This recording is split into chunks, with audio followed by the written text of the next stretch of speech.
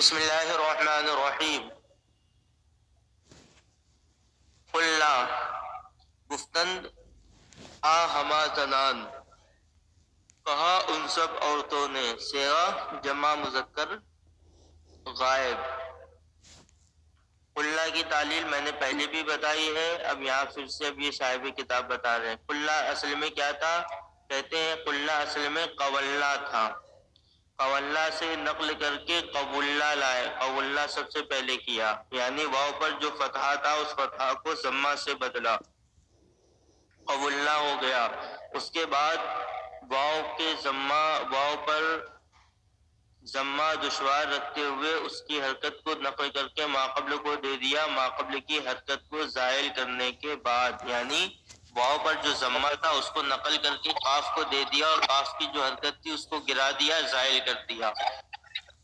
اب جب واو کا ضمہ قاف کو چلا گیا تو واو بھی ساکن اور لام بھی ساکن، دو ساکن جمع آ گئے تو واو کو حذف کر دیا، کیا ہو گیا؟ قلنا ہو گیا۔ اس طریقے سے قلنا کی تعلیل ہوئی ہے۔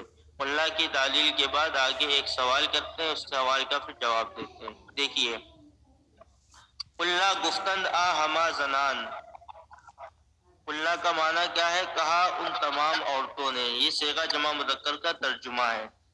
کہتے ہیں قلنا کے در اصل قولنا بودا است، قلنا اصل میں قولنا تھا، نقل کردہ از قولنا بقبولنا آوردن۔ سب سے پہلے کیا کیا؟ قولنا سے نقل کر کے قبولنا میں لائے ہیں، یعنی سب سے پہلے قولنا کو قبولنا کیا۔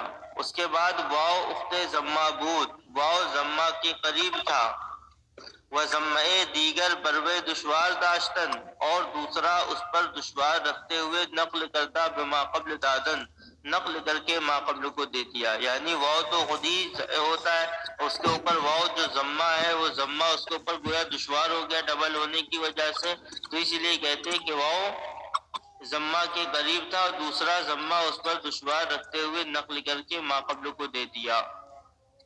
جب ما قبل کو دیا، ما قبل کی حرکت ختم کرنے کے بعد تو دو ساکن بہم آمدن، دو ساکن جمع آ گئے، واو بھی ساکن ہو گیا، لام بھی ساکن ہو گیا، واو افتاد، واو گر گیا، قلنا شد، قلنا ہو گیا۔ اس طریقے سے قلنا کی تعلیل ہوئی ہے، ذہن میں بیٹھا لیجئے گا۔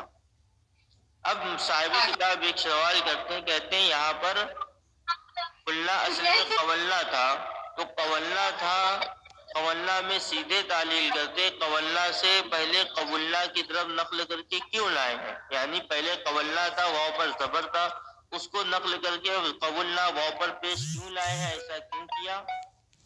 ڈائریکٹ قولنا میں ہی تعلیل کر کے قلنا بنا دیتے، پر نقل کیوں کیا؟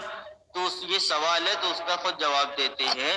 اس لیے نقل کیا ہے کیونکہ قبولنا جب قلنا ہے تو قلنا میں واو کا حذف ہوا ہے، تو واو کا جو حذف ہوا تو قولنا سے قبولنا کی طرف نقل کرنے کی وجہ یہی تھی، کیونکہ اگر ہم سیدھے قولنا میں تعلیل کر کے قلنا بناتے تو وہاں پر بھائی واو کو الف، واو متحرک ما قبل مفتوح، واو کو الف کرتے، اجتماع ساکنین کی وجہ سے الف گر جاتا، تو کیا ہوتا؟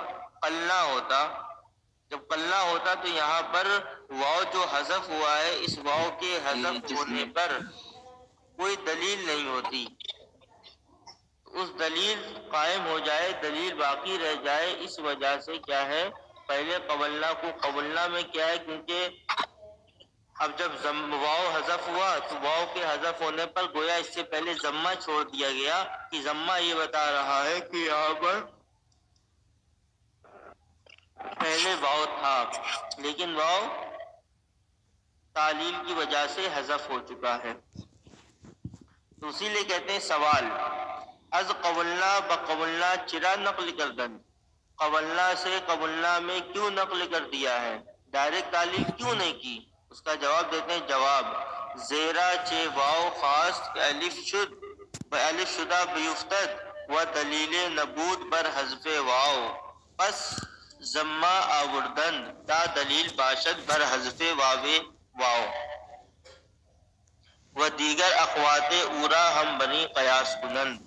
جواب یہ ہے اس لیے کہ چے مانے جب، چھ کا معنی اسے کیا ہوتا ہے، لیکن یہاں جب کا معنی لگے گا، اس لیے کہ جب واؤ نے چاہا کہ الف ہو کر گر جائے، وہ دلیل نبوت، اور اس وقت کوئی دلیل نہیں تھی واؤ کے حذف ہونے پر، پس ضمہ آوردن، تو لہذا ضمہ لائے۔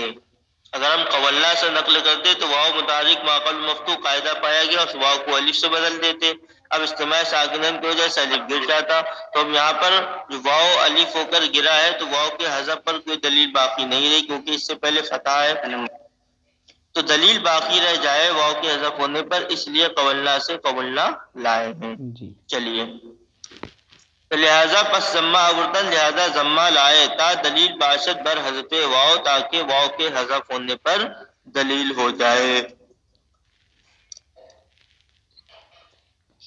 و دیگر اخوات اورا ہم بری قیاس کنن، اور اس کے دوسرے اخوات کو بھی اسی پر قیاس کریں گے، یعنی قلنا کے بعد قلتا، قلتما، قلتم، قلتے، پورا لاسٹ تک کے اس کے جو بھی اخوات ہیں کہتے اس کو اسی پر قیاس کریں گے، سب میں اسی طریقے سے تعلیل ہوگی، جو وجہ یہاں پر ہے وہی وجہ سب میں اور بنے گی۔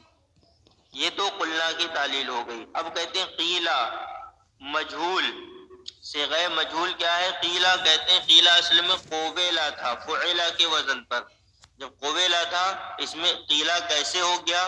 تو کہتے ہیں کہ واؤ پر کسرہ دشوار رکھتے ہوئے واؤ کی حرکت نقل کر کے ما قبل کو دے دی، ما قبل کی حرکت کو زائل کرنے کے بعد، یعنی واؤ کی کسرہ کو کاف کو دے دیا، کاف پر جو ضمہ تھا اس کو گرا دیا، تو اب کیا ہوا؟ کاف پر کسرہ آ گیا۔ اب واؤ ساکن اور اس کے ما قبل مکسور، قاعدہ پایا گیا کہ واؤ ساکن ہو اس کے ما قبل مکسور ہو، اس واؤ کو یا سے بدل دیتے ہیں۔ اس سے پہلے آپ قاعدے میں پڑھ چکے ہیں کہ واؤ ساکن ہو اس کے ما قبل مکسور ہو تو واؤ یا سے بدل جاتا ہے، لہذا جب واؤ کا کسرہ کاف کے اوپر آیا اور کاف کا ضمہ گر گیا تو اب قاعدہ پایا گیا کہ واؤ ساکن اور اس کے ما قبل مکسور، اس واؤ کو یا سے بدل دیا، قیلا ہو گیا۔ یہ تعلیل قیلا کی ہے۔ قیلا در اصل قبیلہ بود، قیلا اصل میں قبیلہ تھا، واؤ حرف علت ضعیف و کسرہ حرکت قوی، کہتے ہیں واؤ حرف علت ضعیف ہے اور کسرہ حرکت قوی ہے، حرف ضعیف حرکت قبیلہ احتمال نہ توانست کر، کہتے ہیں حرف ضعیف قوی حرکت کو برداشت نہ کر سکا، ضمہ کیا ہے؟ قوی حرکت ہے، کہتے ہیں حرف ضعیف قوی حرکت کو برداشت نہ کر سکا، تو کیا کیا؟ کسرہ بر واؤ دشوار داشتن نقل کرتا بما قبل دادن، تو کسرہ واؤ پر دشوار رکھتے ہوئے نقل کر کے ما قبل کو دے دیا، بعد ازالہ حرکت ما قبل واؤ، ما قبل والی حرکت کو زائل کرنے کے بعد، اس کے بعد واؤ از جہت کسرہ ما قبل یا گشت، واؤ ما قبل کی کسرہ کی وجہ سے یا ہو گیا، قیلا شد، قیلا ہو گیا۔ یہ تعلیل ہے قیلا کی۔